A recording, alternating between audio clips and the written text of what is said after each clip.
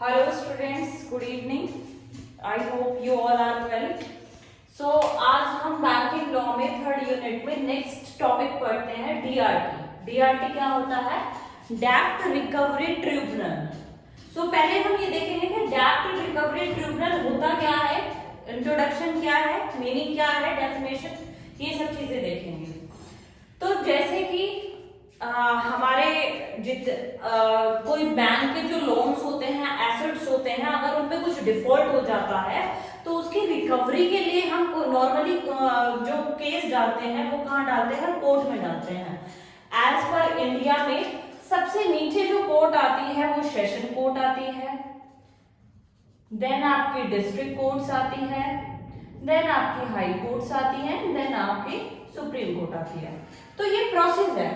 तो ये प्रोसेस क्या है?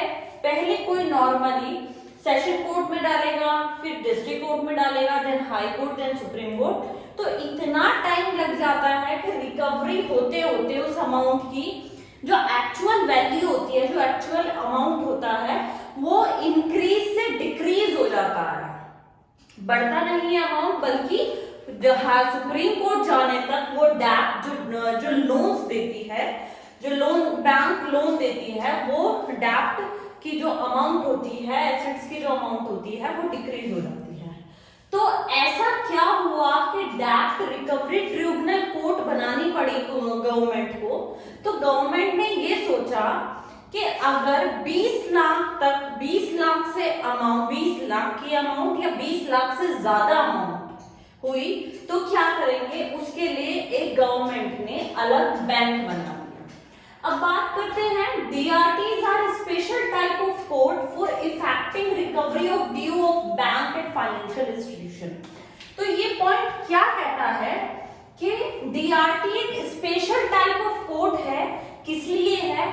जो बैंक और फाइनेंशियल इंस्टीट्यूशन के जो ड्यूज होते हैं उसकी रिकवरी के लिए डीआरटी बनाया गया।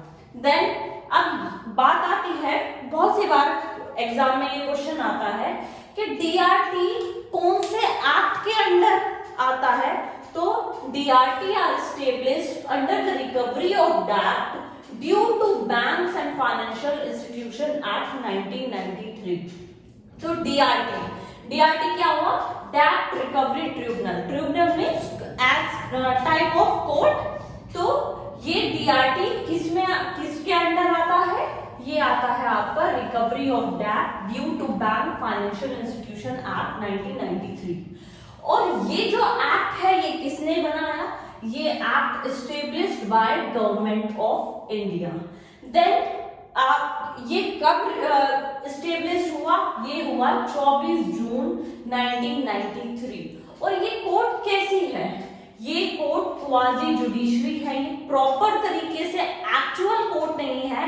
नॉर्मली आप लोगों ने कोर्ट्स देखी होंगी, session court, district courts, high court, supreme court, जिसमें नॉर्मली सब केसेस होते हैं, सब टाइप के केसेस होते हैं। लेकिन डीआरटी, जो डीआरटी कोर्ट्स होती हैं, वो सिर्फ बैंक एंड फाइनेंशियल इंस्टीट्यूशन के डेब्ट, एसेट्स को रिकवरी के लिए ये नॉर्मली कोर्ट बनाई गई है। जैसे फैमिली कोर्ट्स होती हैं तो वहां सिर्फ फैमिली मैटर्स होते हैं। एज लाइक कि डीआरटी कोर्ट्स भी कौन सी होती हैं? जिसमें बैंक और फाइनेंशियल इंस्टीट्यूशन का पैसा वापस रिकवरी करने के लिए।